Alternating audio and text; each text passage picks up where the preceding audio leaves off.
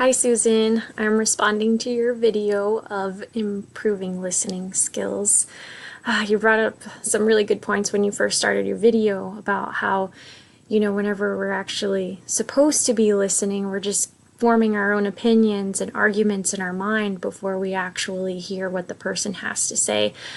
We're not listening to fully understand, we're just listening and jumping right into, what do I think about this? I know that in team meetings that side conversations are something that we run into all the time.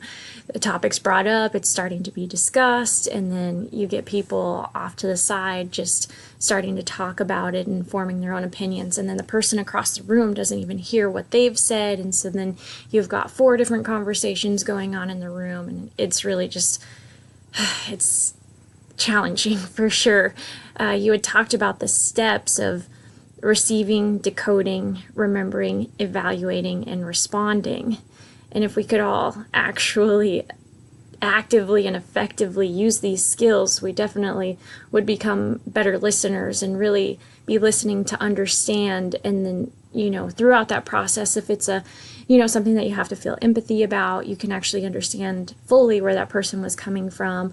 Or if it's something that you should be evaluating and forming opinions and, trying to find solutions, if we fully listen to what the presenter is bringing, then we can more effectively come to a better solution or ideas. It's definitely a challenge because, as the book stated, that we really only remember, I believe it was 25% of what we've heard. And for everything that we hear, that is it's nothing. And so, if we could all just do a better job of actually sitting back and hearing what people have to say.